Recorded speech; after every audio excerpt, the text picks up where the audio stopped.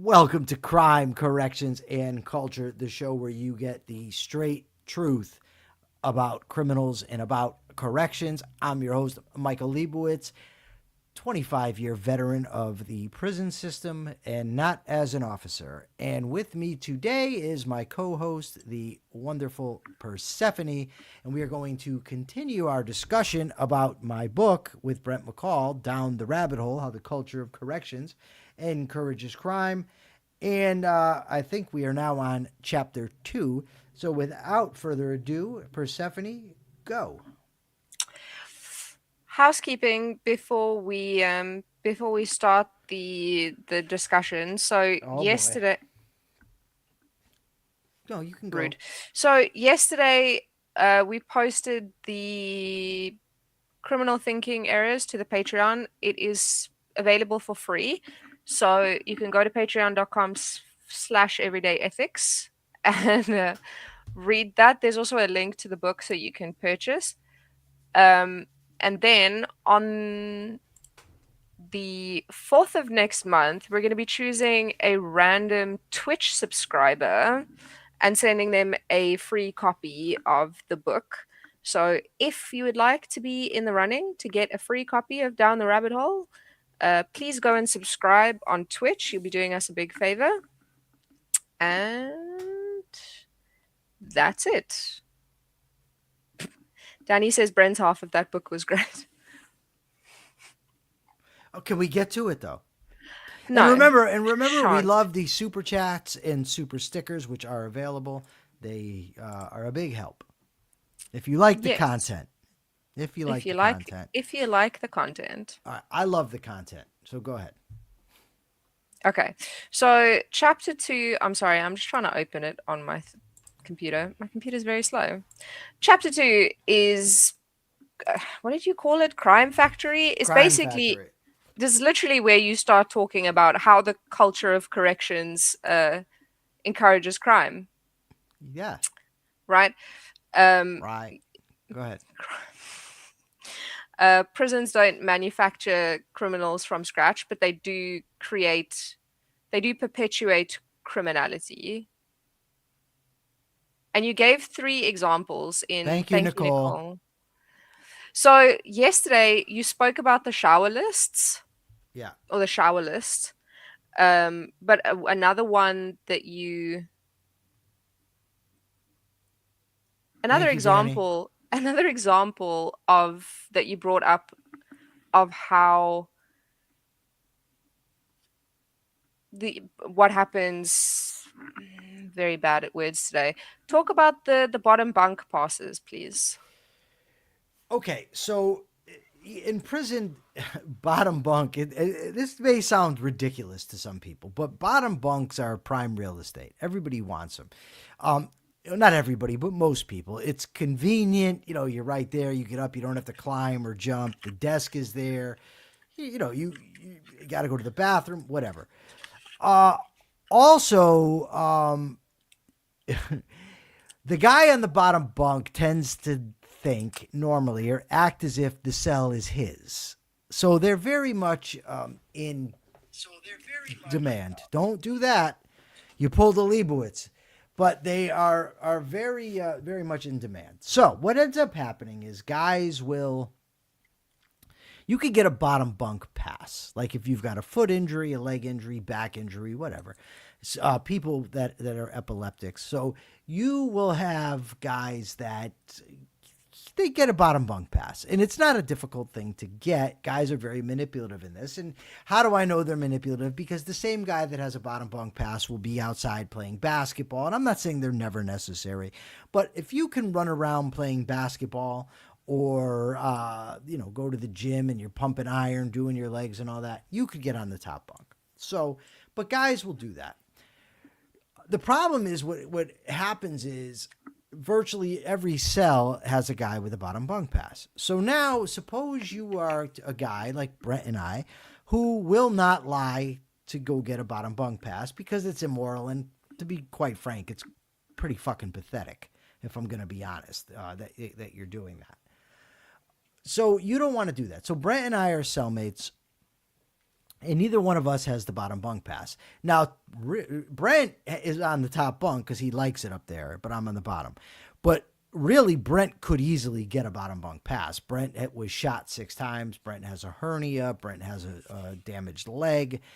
But he doesn't want to do that. So now, if a new guy comes into the block, right? Say someone's moved into the block. Now, the COs, what used to happen when I first was incarcerated is if a guy had a bottom bunk pass, they wouldn't move him to a new block until a bunk was open, right? Until there was a bottom bunk in that block open. But they've got tired of doing that, I guess, so they just don't care. They send him up. So now he comes up there. There's no bottom bunks open. And what will happen is the CO will start going around and asking who has a bottom bunk pass. So every cell, virtually every cell, bottom bunk pass, until they get to somebody that doesn't, that hasn't done the scammeroo and gone and gotten the bottom bunk pass. So you could have guys, they could have been cellies for a year, 2 years, 5 years. They're comfortable. They're doing their sentence, and they haven't manipulated to get a bottom bunk pass. And now they will disrupt these two and say, well, one of you has to move to a cell because, say, there's a top bunk open in a cell somewhere because there had to have been an open cell for them to call this guy up. There had to be an open bunk, but it's only a top bunk that's open. So now they'll take the guy on the bottom bunk out of a cell that he's been in for years, perhaps, and move him somewhere else to allow the scam artist to get the bottom bunk. So now what ends up happening is even the guys who haven't scammed for the bottom bunk feel like they've got to scam to get the bottom bunk pass so that they don't get screwed. And it just exacerbates the problem. In other words, what you're doing is incentivizing lying. You're incentivizing manipulation because you're too lazy to actually do your goddamn job. So yeah. I hope that explains it to you. Yeah. So I mean, the whole the crux of this chapter is basically that prisons are supposed to be a place where people get rehabilitated, but what actually ends up happening is that people learn that bad behavior is what gets rewarded, and the people who are trying to change are actually kind of getting punished. Right. So the psychologist Edward Thorndike, if I'm not mistaken, it's been a while, came up with something he called the law of effect. And basically the law of effect says that rewarded behavior will tend to be increased, punished behavior decreased. So in this scenario, what's being punished ultimately is doing what's right and not being a manipulator. And what's being rewarded is being a manipulator. That dynamic is repeated and iterated over and over and over and over and over again within the prison system. Yeah, so you had 3 examples: the showerless, the bottom bunk. What are you doing and then now? What are you doing? What are you opening? sparkling water. Okay, sparkling water. All right, great. It sparkles. Yeah. Okay. So what was Angry the other water. example? So there was the showerless, the bottom bunk passes, and group punishment for individual violations. Okay, right. So suppose you've got the lollygagger. This is just one example of this happening, but there's an abundance of them. And this guy, they call recall, and let's say you've got one guy, or say 3 guys. It's usually a couple people, and they're not locking up on time. So now this correctional officer will say, okay, that's it. You're taking 5 minutes off your rec. You're coming out 5 minutes late. Now, I didn't do anything, so why am I being punished for this, right? Well, for one thing, it's easier because the guy doesn't have to write the ticket. He doesn't have to write the disciplinary report, to deal with it. He just punishes everybody and hell with it. So now, okay, well then why don't I just stay out late too? If I'm going to lose my 5 minutes anyway, why not just stay out? So I once talked to a correctional officer about this, and he said, look, I'll write the ticket. He said, the problem is the lieutenant will tell me, learn how to manage my block, and will rip the ticket right up. So it's not just a problem with the CO being lazy, it's a problem with the lieutenant being lazy. So again, everybody gets punished for what a few people do. That is not a good policy. And I think most people listening can see why. Yeah, I mean, it didn't work in school. Why would it work in prison? Good point. Yeah. So, Um. so those are the three examples. But I'm really hoping you have more to discuss about this chapter, Persephone. So I'm going out on a limb and assuming that because we gave people very little time to before we, started doing the show, that there's a chance that they haven't finished reading the book yet. So yes, I have more, but I'm also just trying to take them through what each of these chapters is and what you say in each of them, and I'm going through them in order, you know? Yes. What about this section here, the reinforcing behaviors? I Can I? mean, I'll read it's from it. it's Go. almost like I was about to get there, but Oh, okay. No, you no. I'm got sorry. I no, no, no, apologize. no. Read the No, part that no, you thought was no. I want that you to do it. You said that you. I don't know. I no, was you confused. read No, the I want part you to that do it. This is your role. no, my role is just to be here and chat. But before we do that, you had a part that you would like to read, so I No, would no, like I you to don't. I want you to do it. You have a nicer voice. Go ahead. well, I wasn't going to read anything specific. I was just going to talk about it. Okay, so go ahead and talk about it,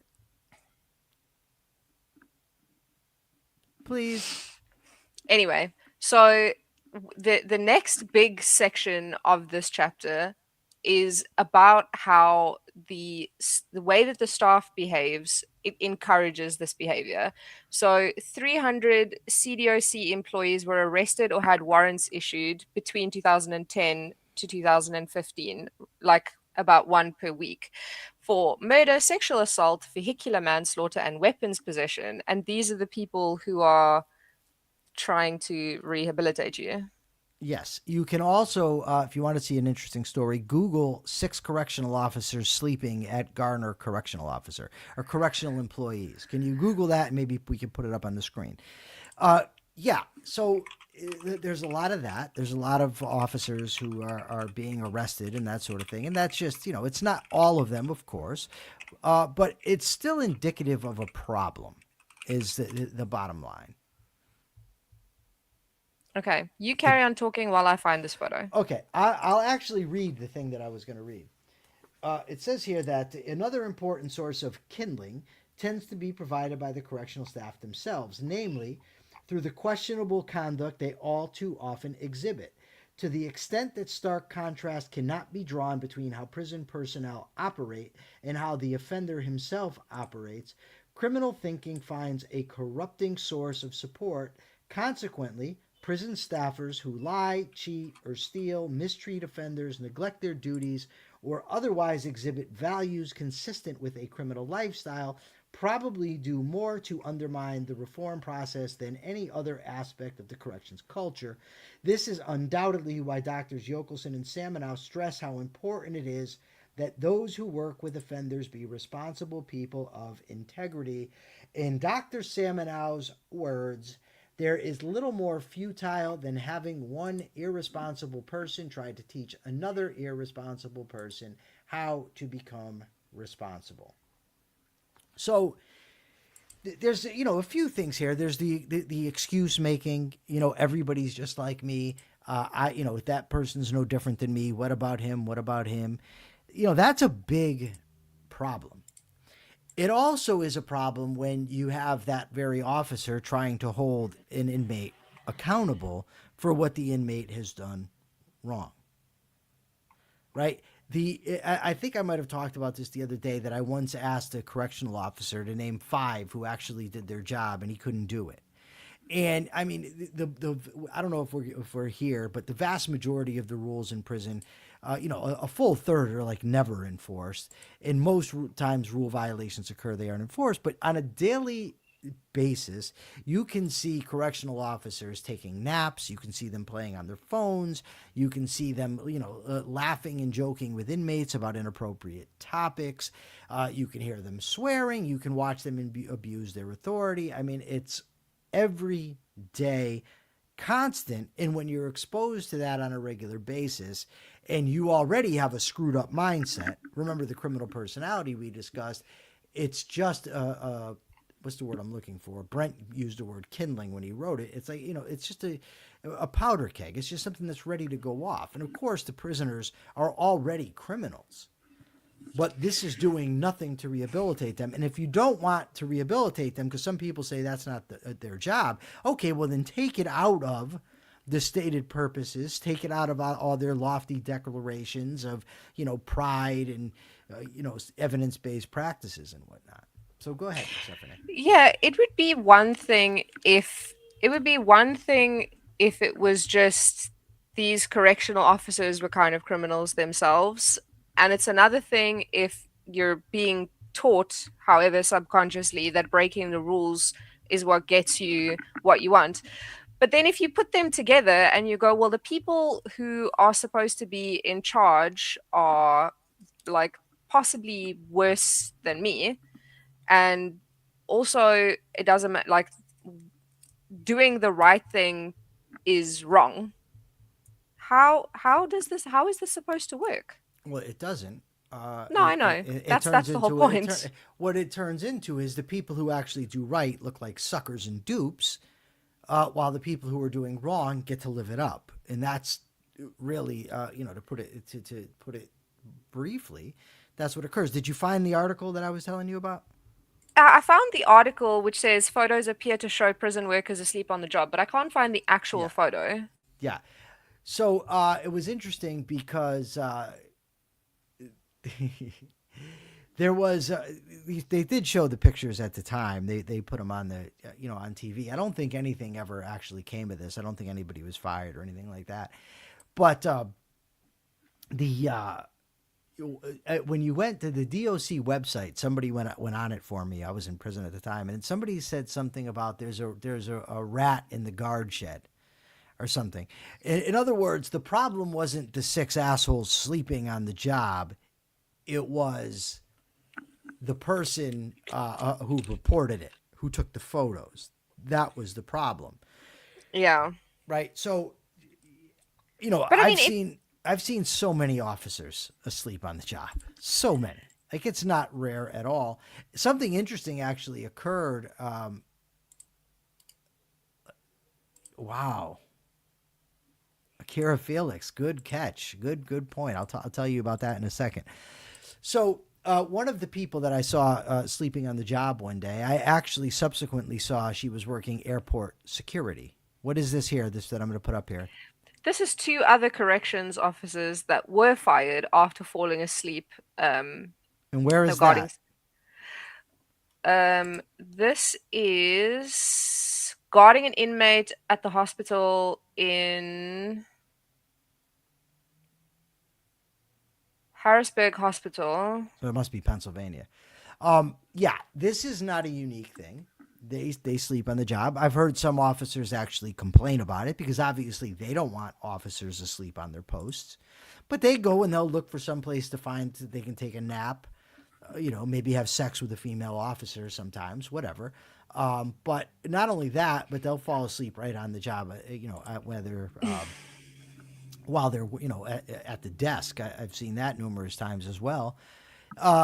Akira Felix is like the guy from Training Day yelling at Carlos. So this guy, Officer Taylor, what happened was normal recall time was 10:15, but on holidays and weekends it was 10:30. So Carlos and I were playing cards, and the CO makes the announcement. It was Miriam and Taylor. 20 minutes or 5 minutes to lock up. And we said, no, officer, you're mistaken. Today it's actually 10:30. Yeah, whatever.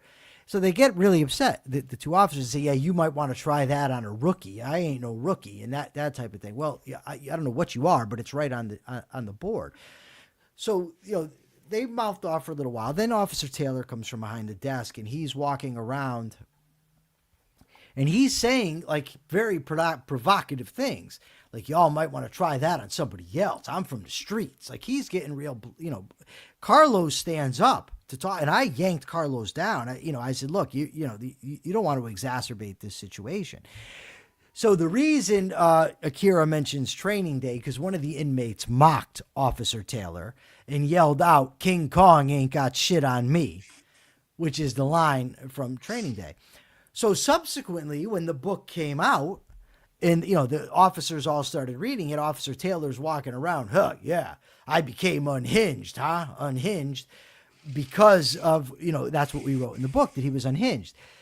A funny story actually occurred later on. I went to a bar with two friends of mine. I don't drink, but I just wanted to go to, socialize.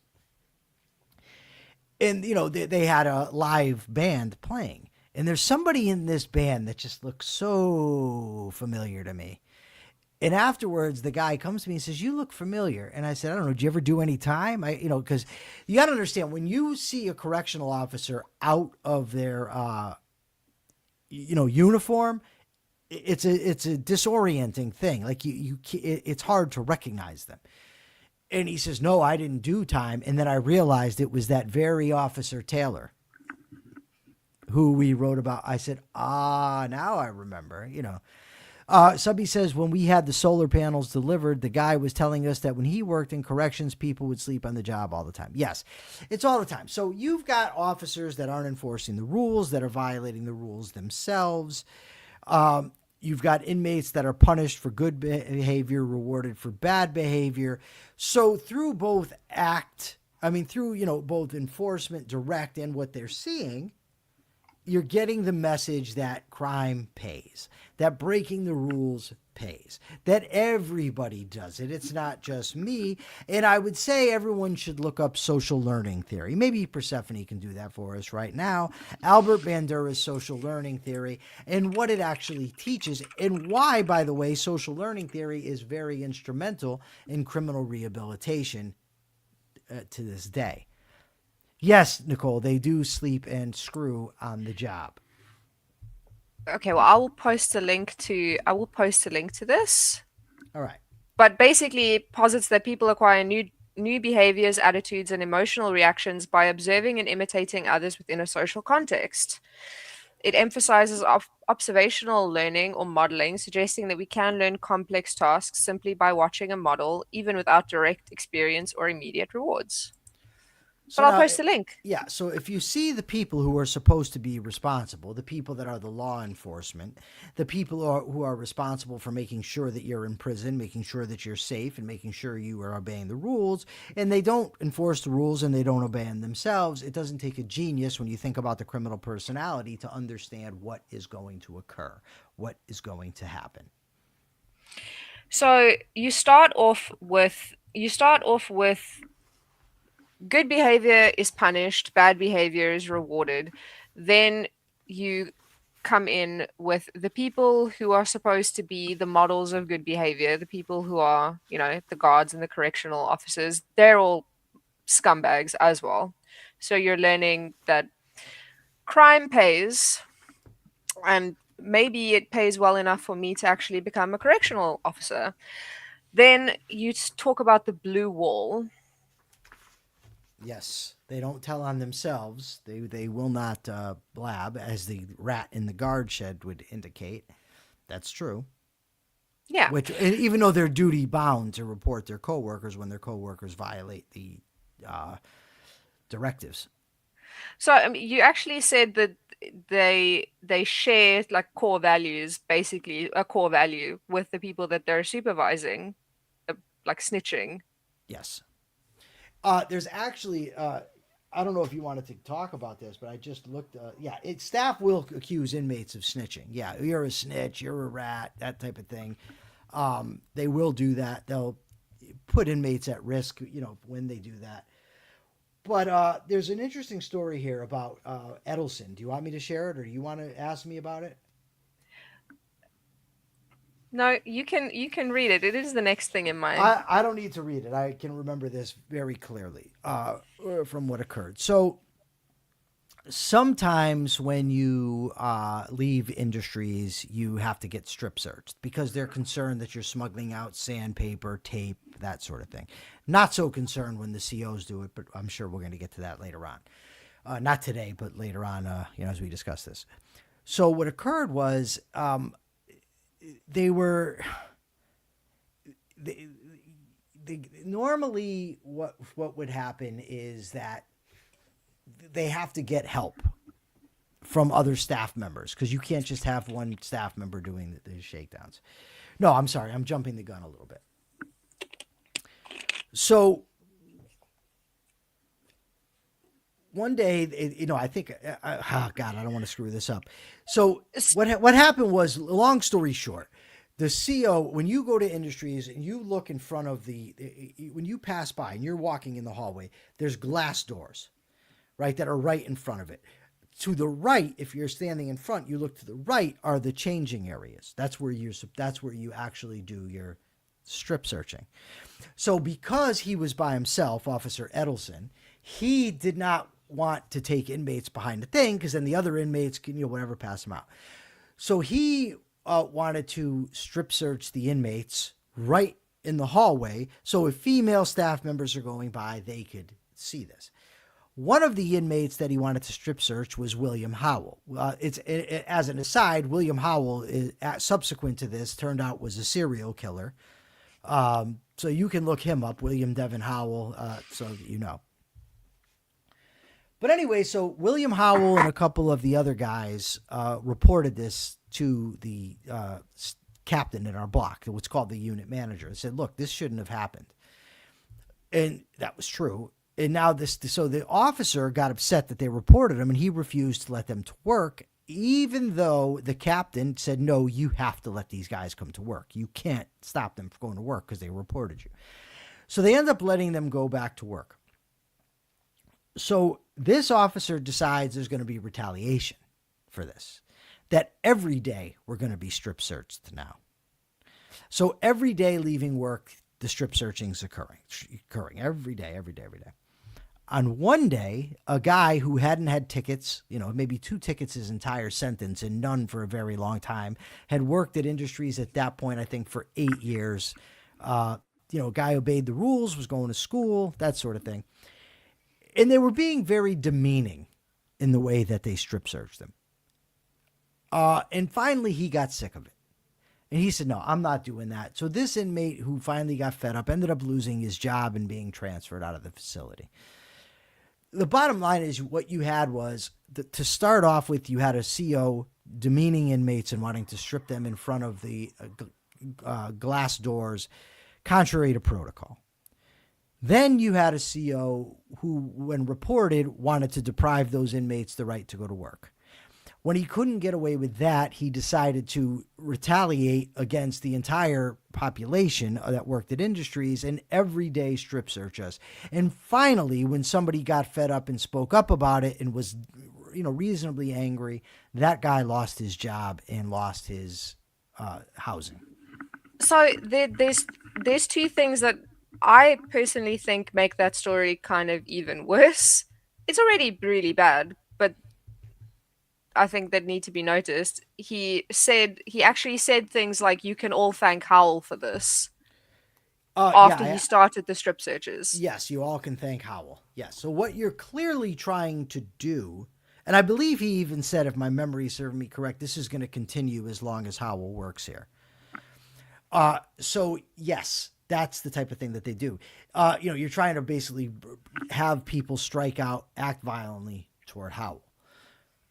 Interestingly, when this book came out, they started to do similar things again and started to shake down Industries. Now, I didn't work there any longer for reasons I'm sure we're going to get to later on as well. But they started the same policy, trying to get inmates angry at Brent and me. They started to shake us down. Shake them down, one guy, a friend of mine, actually got a ticket because he had a magazine at work. Technically, having a magazine at work was against the rules, but it was a rule that was always overlooked. But they decided to punish him because they were trying to make a point, retaliate against us, incite inmates against us. A staff member went and told an inmate that I mentioned him in a derogatory way in the book. I did not. Luckily, the guy was my friend, and the guy came to me and wanted to talk about it. And I said, would you go on the record? He said, Mike, absolutely, I'll go on the record. Unfortunately, the inmate's dead now. His name was Daryl Harrell. But he was willing to go on the record. I told staff, I reported it, everything. Nobody ever talked to him. Nobody ever talked to anybody about the retaliation and the staff trying to get me physically assaulted, if not killed, in the prison.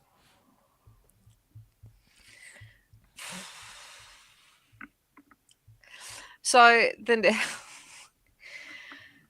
sorry, I'm laughing. It's not funny. It's just when you read this and you you learn about like the things that are happening, it's some things that you might be aware of anyway, you know, policing, correctional officers, all of these positions of power tend to pull in people who are, Well, that uh, can happen. yes, I also want to state, for people who may be incredulous, again, Brent and I were absolutely meticulous in documenting things that were on camera. There's cameras all over the place within prisons. So when we claimed things happened, they could be checked on. We also found out, Subby mentions a story here. So what happened was I was working. I was a block janitor, and the COs were knocked out behind the desk. So I called Subby and I said, Subby, call the commissioner of correction and tell him that right now, whatever time it was, I don't remember, there's 2 officers asleep at the desk. The commissioner subsequently told somebody I know, no, they weren't sleeping at the desk. They couldn't be sleeping at the desk because inmates were out. That was the entire point, is that they were sleeping where inmates were out. Turns out there's no cameras, or weren't then, pointing at the desk. So there was no way for them to see what was happening behind the desk. So the officers must know that, and that's why they're so comfortable doing it, because they know that there's no way to prove that that's what's occurring. Also, after that, it got back to, never mind, I don't want to get too much in. It got back to third parties on the street, what had occurred and who had called. So the staff were running their mouths about what happened. Let's just put it that way. But, so so Akira says who's going to believe criminals, and that's key. We didn't want anybody to take our word for it. Everything could have been checked. If you read the book, you'll see. March this, maybe say April 9th, 3:47 p.m. Eastern time, this officer at this post was doing this. yeah, and then you talk about a shakedown, Where the an 8-day officer, lockdown. an 8-day lockdown, because an officer was assaulted in another block, right? Yeah. Right. So that's a more collective punishment. So if an officer gets assaulted, they will lock down everybody. And then when they do the shakedowns, it's not a normal shakedown. They do very little. But when it's one of these shakedowns, they take all your stuff, they throw it around, you come back, your tea bags are on the floor, your bed's a mess, your sheets are on the floor, your commissary's strewn all over the place, because they want to let you know who's in charge. It's obvious retaliation. And but are you talking about the time when the shakedown occurred where the officer warned us to get rid of the stuff? No, so this Okay, is so we'll when get to that later, I guess. yeah, so this is when the person responsible for the assault had already been moved to another facility. Yes. The shakedown crew had nothing that they needed, like no metal detectors, whatever, Yeah. and they did the shakedown in like half the time, Yeah. and And, it was just a complete mess. yeah, because they're not actually looking for anything. But the funny thing is, the dumbass thing is the guy was already transferred out of the facility. So Yeah. you're punishing a bunch of people that had nothing to do with this at all. Nothing. What happened, if I'm remembering correctly, I believe the officer's name was Prouty, and he was hit with a trash can, if I'm not mistaken. It was a long, long time ago. I'm going by memory, but I think that's what occurred in H block. But yeah, that's how they conduct themselves, and that's what happens. Right. So Subby points out that when I reported a lot of this stuff of them trying to have me assaulted and whatnot to the state police, they told me that the department would do their own investigation. The very corrupt department that we were pointing out. Yeah, I mean that makes sense. Who else would do it? Right. You know, I'm going to give one more example and then we can wrap up. I don't know if this is covered in this chapter, but we talk about it in the book. So, when a lieutenant tours, the calls go out. The staff members start calling each other, the COs that are working the various blocks, various sectors of the building. Lieutenant such and such is touring. So then everybody knows to get their shit in order so that the lieutenant doesn't see it. right? Now, here's the thing: the lieutenants were COs. They know that's what happens, but they go along with the charade. They come around like they're actually looking for things. They know what happened. They know what occurs. A warden once told me, because I came to talk to him about something else, and he says, "How did you know I was coming?" I knew I was coming. You were coming because I saw you. He said, "Oh, I thought they made the announcement." I said, "No, but they do that." He says, "I know. I used to be the one making that call." This was the warden. They also put on the big dog and pony show when visitors are coming from the outside. You start waxing the floors, you're painting the walls, everything gets cleaned up so that the visitors can see a show, which has absolutely nothing to do with the way that prisons are run on a regular basis. Yeah, and during compliance inspections. Yeah. So just break this down. Just give us a rundown of this. The So principles involved? yeah, so Okay. you're Bottom line. I'm going to bottom line it. Bottom yeah. line is for the inmates, good behavior is often punished, bad behavior is often rewarded. The staff model bad behavior through the things that they do, such as using cell phones while on the job, sleeping on the job, using inappropriate language.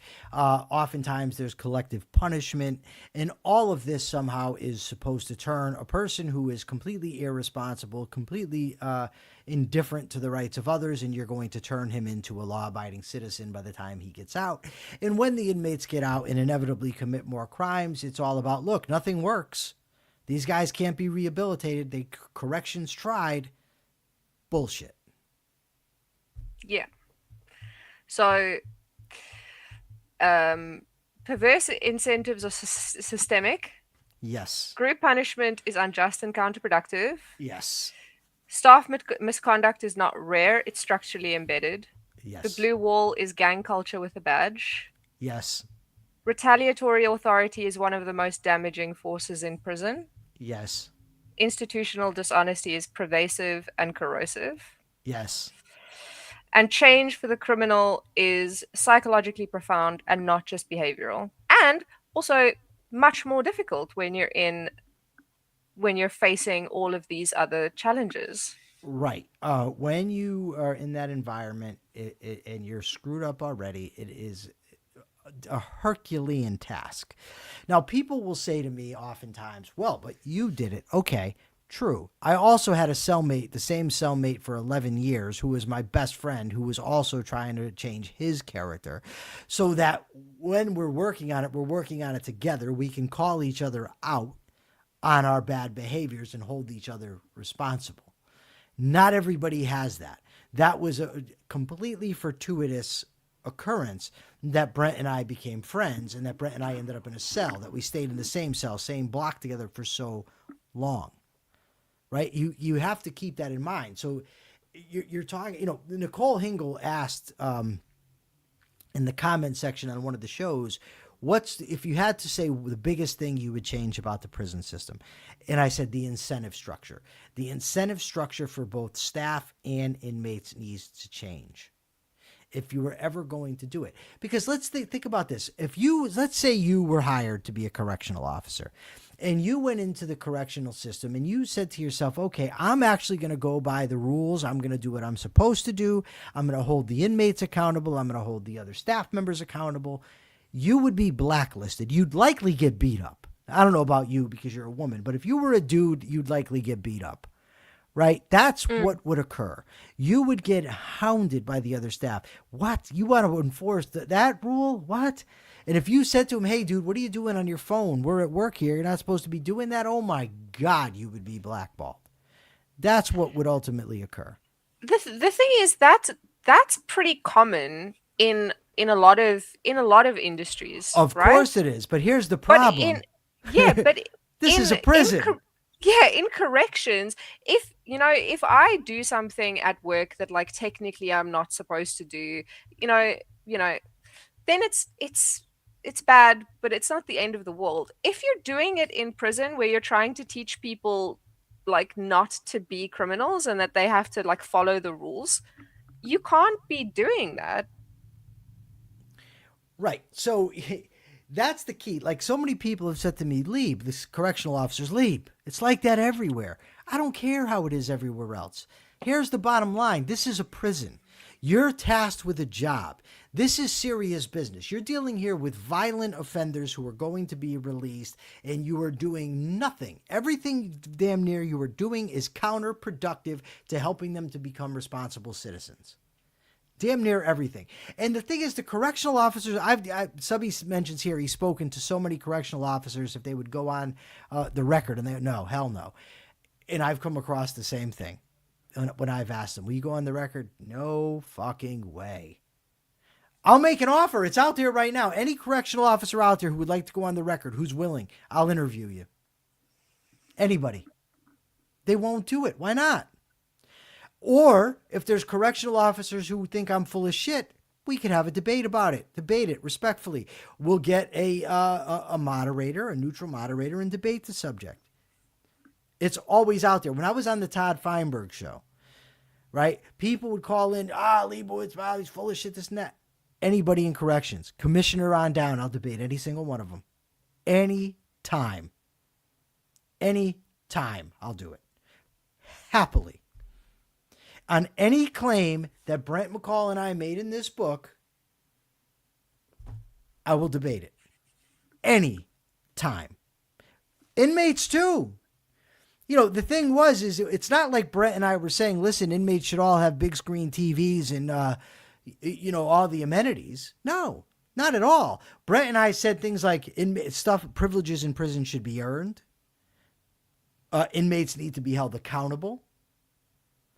Officers don't enforce rules. It's not as if we were there saying the inmates are these victims of this horrible system that's mistreating them. No, that's not what we did.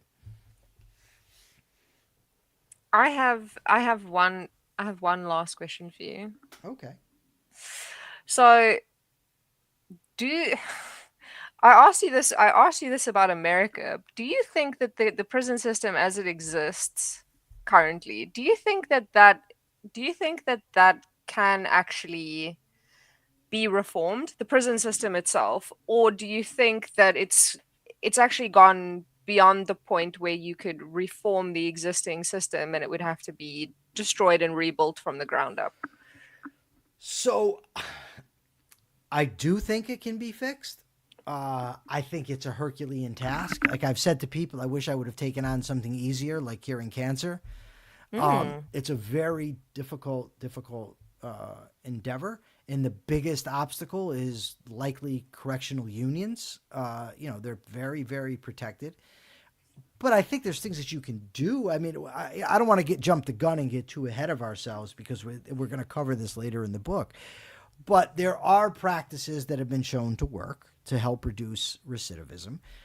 There are models in other countries that have been far more successful than ours. So, yes, I think there's things that can be done.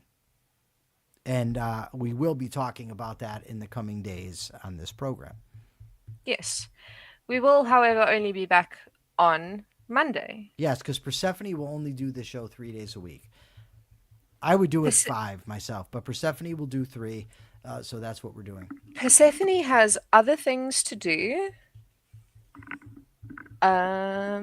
This is true. But listen, Mondays, Wednesdays, Thursdays, 3:15 p.m., we will be here giving you the unfiltered, uncensored truth about crime and corrections.